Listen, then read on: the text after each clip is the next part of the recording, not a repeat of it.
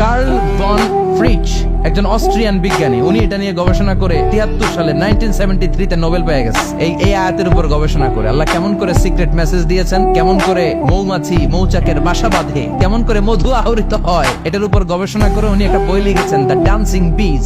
নেচে যাওয়া মৌমাছিগুলো, নাচতে নাচতে যেতে থাকা মৌমাছিগুলোর উপর একটা বই লিখে, দ্য ডান্সিং বিজ লিখে উনি নোবেল প্রাইজ পেয়েছেন এই মধুর উপরে। চিল্লায় পড়েন আল্লাহু আকবার। কোরআনের আয়াত থেকে বোঝা গেল আনিত্তাখিযি মিনাল জিবালি বুয়ুতা, আল্লাহ নারী মৌমাছিকে বলেছেন মৌচাক বানাও, তোমাদের মধু রাখার জন্য বাসা বানাও। কার্ল ভন ফ্রিচ গবেষণা করে পেয়েছে মৌচাকের বাসা বানানো হয়, মধু আহরণ করা হয়। যেই মৌমাছিটা নেতৃত্ব দেয় এটা পুরুষ মৌমাছি নয়, এটা হলো মহিলা মৌমাছি। কোন সুবহানাল্লাহ। পুরো মৌচাকের মধ্যে মধু আহরণ, মধু নেওয়া, পুরো প্রসিডিউরটা সারার জন্য কোনো পুরুষ মৌমাছি লিডিং দেয় না, লিডিং দেয় একটা নারী মৌমাছি, স্ত্রী মৌমাছি। এজন্য ইত্তাখির ম্যাসকুলিন জেন্ডার ইউজ না করে আল্লাহ বলেছেন ইত্তাখিরি, নারী মৌমাছিকে আল্লাহ অ্যাড্রেস করে বলেছেন যাও মৌচাক বানাও আর এটার মধ্যে মধু আহরণ করো। চিল্লায় পড়েন আল্লাহু আকবার। উনি গবেষণা করে পেয়েছেন এই মধুর মধ্যে অসাধারণ কিছু ন্যাচারাল অ্যান্টিসেপটিক আছে, এটার নাম হচ্ছে প্রপিলিস। ন্যাচারাল অ্যান্টিসেপটিক প্রপিলিস নামে একটা লিকুইড পাওয়া যায় মৌচাকের মধ্যে। এটা কাটা জায়গায় লাগা দিলে স্যাভলন ডেটল কিছু লাগানো লাগবে না, ওই প্রপিলিসের কারণে আপনার কাটা জায়গা এমনি শুকায় যাবে। দ্বিতীয় বিশ্বযুদ্ধে রাশিয়ান যত সৈনিকরা যুদ্ধে আহত হতো ওরা আলাদা করে অ্যান্টিসেপটিক খাইতো না, ওরা মধু আইনা লাগাই দিত আর সুস্থ হয়ে যেত। সুবহানাল্লাহ পড়ে। নিউজিল্যান্ডের কিছু বিজ্ঞানীরা আবিষ্কার করেছে মৌমাছির হুলের ভিতরে রেমিটিক ফিভারের অ্যান্টিবায়োটিক আছে। অনেকের বাত জ্বর হয়, বাতের ব্যথা থাকে না, মুরব্বীদের বেশি হয়। ওই জায়গার মধ্যে যদি আপনি মৌমাছি এনে ঢুকাই দিতে পারেন, মৌমাছির হুল লাগাই দিতে পারেন, ভালো হয়ে যাবে। মৌমাছি যখন হুল ফুটে আরাম লাগে না অনেক? খাইছেন? কামড় খাইছেন? হ্যাঁ, মজা লাগে। তো নিউজিল্যান্ডের এই গবেষকরা এরা আবিষ্কার করেছে যে মৌমাছি যদি হুল ফুটিয়ে দেয়, এখানে বাতের ব্যথা থাকলে বেদনা থাকলে এটা ভালো হয়ে যাবে। আমি নিজে দেখেছি বিবিসি একটা ডকুমেন্টারি, ইজিপশিয়ান একজন ফিজিশিয়ান চিকিৎসক, উনি ওনার বাতের ব্যথায় আক্রান্ত যত রোগীরা আছে ওদের গায়ের মধ্যে মৌমাছি এনে এনে নিজে নিজে হুল ফুটায়। রোগী চিৎকার মারে ও মাগো ও আল্লাহ গো, কিন্তু একদিন পরে ব্যথা নাই আর কয় ভালো হয়ে গেছি। সুবহানাল্লাহ কইবেন না? এজন্য এই কার্ল ভন ফ্রিচ 1973 তে দ্য ডান্সিং বিজ লেখে গোটা বিশ্বকে তাক লাগিয়ে দিয়েছে। তার গবেষণার প্রতিটি পয়েন্ট কোরআনের আয়াতের সাথে মিলে যায়। চিৎকার করে পড়েন আল্লাহু আকবার। এই যে আমরা মধু খাই, এই মৌচাকের ভেতরে অন এন এভারেজ অ্যারাউন্ড 60,000 মৌমাছি থাকে তিন ভাগে। একটা হচ্ছে কুইন বি, একটা মেল বি, আর একটা হচ্ছে ওয়ার্কার বি। একটা থাকে রানী মৌমাছি, এর নেতৃত্বে সবাই চলে। আর একটা থাকে মেল বি, পুরুষ মৌমাছি, বংশ বাড়ানোর জন্য এদের কাজে লাগে। আর সব হচ্ছে ওয়ার্কার বি, সবাই কাজ করে। আল্লাহ বললেন সুম্মা কুলি মিন কুল্লি সামারাত ফাসলুকি সুবুলা রাব্বিকি যুলুলা। আল্লাহ সিক্রেট মেসেজ দিয়ে বললেন গাছের উপরে বাসাবাদ, পাহাড়ের উপরে মৌচাকের বাসাবাদ, উঁচু উঁচু জায়গায় তোমরা তোমাদের বাসা বাঁধো। সুম্মা কুলি মিন কুল্লি সামারাত, এরপর এলাকার যত মিষ্টি মিষ্টি ফুল আছে ফল আছে ওখান থেকে রস নিয়ে আসো। সুবহানাল্লাহ। পুষ্প রস সংগ্রহ করে মধুগুলো, এটার বলে sweet nectar. They collect the sweet nectar from the flowers. এবং মধুর মধ্যে এত চমৎকার জিনিস থাকার কারণ হচ্ছে মৌমাছিগুলো ওই এলাকার সব ধরনের ফুল, ভালো ভালো সুগন্ধযুক্ত ফুল ফল থেকে রস নিয়ে আসে। তো ওই গাছগুলোর মধ্যে বনাজি গাছ আছে না নাই, ঔষধি গাছ আছে না নাই, এজন্য মধুরে বলা হয় সব রোগের ঔষধ। যত বনাজি ঔষধি গাছের নির্যাস আর পুষ্প রস আছে সব আল্লাহ মধুর ভিতরে ঢুকায়া মধুকে আল্লাহ ন্যাচারাল ভ্যাকসিন বানিয়ে দিয়েছেন। চিল্লায় পড়েন আল্লাহু আকবার। আল্লাহ বললেন সুম্মা কুলি মিন কুল্লি সামারাত, সব ফল আর ফুল থেকে নেকটার পুষ্পরস নিয়ে আসো। ফাসলুকি সুবুলা রাব্বিকি যুলুলা, যেমন যেমন গিয়েছিলা পথ চিনায় আবার ফিরে আসো। ইয়াখরুজু মিন বুতুনিহা শারাব, এরপর তাদের পেট থেকে বের হয় শারাব। মুখতালিফুন আলওয়ানু, এক একটা মধুর কালার হয়ে যায় এক এক রকম। কোন সুবহানাল্লাহ। সরষে ফুলের মধু একটু সাদা সাদা হয় না? আমি হচ্ছি মধু খাওয়ার পোক। আমি দেশে বিদেশে যেখানে গিয়েছি ফ্রেশ হানি আমি অনেক খুঁজেছি। ইয়ামানি একটা মধু পাওয়া যায়, ইয়ামানের সাওয়াহিলি এলাকায়, পাহাড়ি এলাকায়, একেবারে কুচকুচে কালো। আবার অনেক মধু আছে কিছুটা খয়েরি এবং হলুদ বর্ণের। কিন্তু সরষে ফুলের যে মধুটা এটা অনেকটা সাদা। এই পুষ্পরস নিয়ে মৌমাছিগুলো মৌচাকের মধ্যে ঢেলে দেয় না, এগুলো খেয়ে ফেলে। প্রত্যেকটা মৌমাছির পেটের ভেতরে আল্লাহ দুইটা করে স্টোমাক দিয়েছে, পাকস্থলী। সুবহানাল্লাহ পড়ে। এটাই কার্ল ভন ফ্রিচ দ্য ডান্সিং বিজ বইয়ের মধ্যে লিখেছে গবেষণায়, যে দুইটা পাকস্থলী, একটা পাকস্থলী দিয়ে মৌমাছি খায় নিজে খেয়ে বাঁচে, আর একটা পাকস্থলী দিয়ে এই ফ্লাওয়ার নেক্টার পুষ্প রস সংগ্রহ করে ওই পাকস্থলীতে রাখে। ওই পাকস্থলীর ভেতরে আল্লাহ একটা ন্যাচারাল এনজাইম দিয়েছেন, ওই এনজাইমের সাথে ওই পুষ্প রসটা মিক্সড হয়। তারপরে আরেকটা টিউব আছে, ওই টিউব দিয়ে মৌমাছি যে সেই বাসার মধ্যে মৌমাছি যে সেখানে সাপ্লাই করে দিয়ে আসে, মধু ঢুকিয়ে দিয়ে আসে। চিল্লায় পড়েন সুবহানাল্লাহ।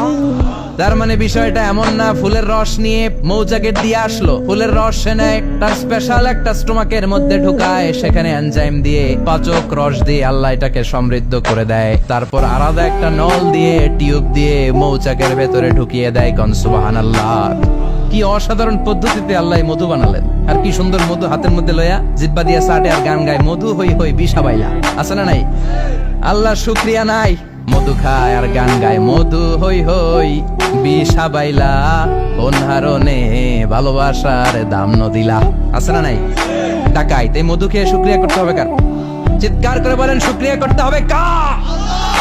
আল্লাহ বললেন ইয়াখরুজু মিন বুতুনিহা, মধু সরাসরি চলে আসে না, ওর পেট থেকে বের হয়। মুখতালিফুন আলওয়ানুহু, বিভিন্ন রঙের মধু। আছে না নাই? ব্ল্যাক কালারের মধু হয়, হোয়াইট হানি হয়, অর্গানিক হানি হয়, ক্রিমড হানি হয়, কত ধরনের মধু যে আল্লাহ পৃথিবীতে রেখেছে তার ইয়ত্তা নাই। এরপর আল্লাহ বললেন ফিহি শিফাউন লিন্নাস, মধুর ভিতরে শিফা দিয়েছে কে? এজন্য বিশ্বনবীর খাদ্য তালিকার মধ্যে মধু আছে না নাই? বিশ্বনবী সুগন্ধযুক্ত ওয়ালা মধু খেতেন, দুর্গন্ধযুক্ত ওয়ালা কোনো মধু মুখে নিতেন না। সুবহানাল্লাহ। বিশ্বনবীর জামানায় মাগাফির নামে একটা মধু ছিল, দুর্গন্ধযুক্ত, এটা কখনো বিশ্বনবী মুখে নিতে চাইতেন না। সুগন্ধযুক্ত মধু সবসময় বিশ্বনবী খেতেন। বিশ্বনবীর স্ত্রীরা এই সুগন্ধিযুক্ত মধু বোতলের মধ্যে প্রিজার্ভ করে রাখতেন বিশ্বনবীকে দেওয়ার জন্য। বিশ্বনবী প্রাণ ভরে এগুলো পান করতেন। সুবহানাল্লাহ। বিশ্বনবী যে সমস্ত খাদ্যগুলো পছন্দ করতেন হাদিসে এসেছে, বিশ্বনবী রুটি খেতেন, খেজুর খেতেন, খেজুর খেজুর চিনেন, বালাহ, তামার, দুধ খেতেন, এই মধু খেতেন, জব খেতেন, বার্লি খেতেন, লাউ খেতেন, রুম্মান, ডালিম ফল, আনার ফল, আনার চিনেন, আনার, এই আনার খেতে পছন্দ করতেন বিশ্বনবী। মাশরুম খেতেন, মাশরুম, মাশরুম চিনেন, ব্যাঙ্গের ছাতার মতো। রেস্টুরেন্টে ইদানিং মাশরুমের স্যুপ পাওয়া যায়, এটা খাবেন। যাদের চোখের জ্যোতিতে সমস্যা, দৃষ্টিতে সমস্যা, খাবেন। হাদিসে এসেছে আল কামআতু মিনাল মান ওয়া মাউহা শিফাউন লিল আইন, মাশরুম হলো মান্না সালোয়ার মতো খাবার। মাশরুমের স্যুপ যারা খাবে, চোখের জ্যোতি যাদের কম, তাদের চোখের জ্যোতি বাড়িয়ে দিবে কে? বুখারীর বর্ণনা, কানা রাসূলুল্লাহ ইউহিব্বুল হালাওয়া ওয়াল আসাল, বিশ্বনবী মিষ্টান্ন খেতে বড় পছন্দ করতেন, আবার বিশ্বনবী বেশি বেশি মধু খেতে পছন্দ করতেন। সুবহানাল্লাহ। কোরআনে দুইটা জিনিসের ক্ষেত্রে আল্লাহ শিফা যোগ করেছেন, যে দুইটা জিনিসের সাথে সম্পৃক্ত হলে শিফা। এক হচ্ছে কোরআন পড়লে শিফা, অনুনাজ্জিলু মিনাল কুরআনি মা হুয়া, আবার কোরআনে এই আয়াতের ক্ষেত্রে বলা হয়েছে শিফা ফিহি শিফাউন লিন্নাস। এজন্য সাইয়েদনা ইবনে মাসউদ এই উম্মাহকে উদ্দেশ্য করে বলেছেন আলাইকুম বিশিফাইন, তোমাদের উচিত দুইটা জিনিস থেকে শিফা নেয়া, এক হলো কোরআন, দুই হলো আসাল মানে মধু। কোন সুবহানাল্লাহ। কোরআন তেলাওয়াত করলে অসুস্থরে সুস্থ করে দেয় কে? সূরা ফাতিহা তেলাওয়াত করলে অসুস্থকে সুস্থ বানিয়ে দেয় কে? আবার মধু খেলে সুস্থ বানিয়ে দেয় কে? খাঁটি মধু খেতে হবে। খাঁটি মধু চিনার উপায় হচ্ছে এটাতে পিঁপড়া জমে না, এটা ফ্রিজে রাখলে জমাট বাঁধে না, এটাতে দুর্গন্ধ হয় না। এক গ্লাস পানির মধ্যে এক ড্রপ মধু ছেলে দিলে এটা পানির সাথে না মিশে একেবারে নিচে চলে যায়। খাঁটি মধু খেতে হবে। তাহলে ফিহি শিফাউন লিন্নাস, কত কিছু দিয়ে যে আল্লাহ এটাকে সমৃদ্ধ করেছেন। এটার মধ্যে গ্লুকোজ আছে, এটার মধ্যে সুক্রোজ আছে, ফ্রুক্টোজ আছে, প্রোটিন আছে, মিনারেলস আছে, ক্যালসিয়াম আছে, ভিটামিন আছে, খাইলেই শরীর গরম হয়ে যায়। সুবহানাল্লাহ। এজন্য শীতকালে বেশি বেশি খাবেন, জাম্পাল লাগবে না। শীতকালে মধু খেয়ে রাত্রে বেলায় বের হবেন, আর মাফলার পেঁচিয়ে বের হওয়া লাগবে না। সুবহানাল্লাহ পড়েন। তার মানে আল্লাহ বললেন ইয়াসিন ওয়াল কুরআনিল হাকিম, প্রজ্ঞাময় বিজ্ঞানময় কোরআনের কসম।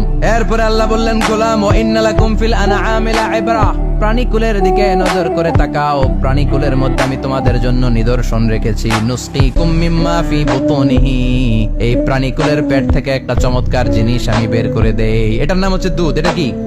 দেখেন, একই আয়াতের মধ্যে আল্লাহ মধুর কথাও বললেন, আবার দুধের কথাও বললেন। দুধটা কিভাবে হয়, উৎপন্ন হয়, মধু কেমনে হয়, ইঞ্চি ইঞ্চি কথা এই কোরআনের ভেতরে তুলে ধরলেন কে? আল্লাহ বললেন মিমবাইনি ফারসি ওয়া দামিল লাবানা, গোবর আর রক্তের মাঝখান দিয়ে আমি দুধ বের করি। সুবহানাল্লাহ পড়েন। আমরা যাই এই গাভীর ওলান টানা শুরু করি সকালবেলা বিসমিল্লাহ বলে, কিন্তু কেমনে যেটা আসে ওইদিকে নজর নাই। ডাকাত বিসমিল্লাহ বলে শুরু করে না, দুধ খাই আলহামদুলিল্লাহ পড়েন। আছে না নাই? আল্লাহ বলেন মেকানিজমটা শোনো কেমনে আমি খাওয়াই। আল্লাহ বললেন মিমবাইনি ফারসি ওয়া দামিল লাবানা, গোবর আর রক্তের মাঝখান দিয়ে আমি দুধ বের করে দেই। সুবহানাল্লাহ। গরু যে ঘাস খায়, এই ঘাস থেকে রক্ত হয় আর গরুর গোবর হয়। পেটের একদিকে থাকে গোবর, আরেক দিকে থাকে রক্ত। রক্ত দুর্গন্ধ, গোবরও দুর্গন্ধ। রক্ত নাপাক, গোবরও নাপাক, এই দুই নাপাক আর দুর্গন্ধের মাঝখান দিয়ে সুগন্ধযুক্ত দুধ বের করে দেয় কে? আল্লাহ বললেন মিমবাইনি ফারসি ওয়াদামিল লাবানা, গরু যে খাবারগুলো খায় ওই খাবারের এক পাশ দিয়ে গোবর হয়ে যায় আর এক পাশ দিয়ে রক্ত হয়ে যায়, মাঝখান দিয়ে দুধ বের করে দেয় কে? What a amazing mechanism of discharging milk from animal's body. What a amazing mechanism. একদিক দিয়ে গোবর দুর্গন্ধ, আরেক দিক দিয়ে ঘাস খাওয়ার কারণে রক্ত হয়, মাঝখান দিয়ে দুধ বের হয়ে যায়। সুবহানাল্লাহ।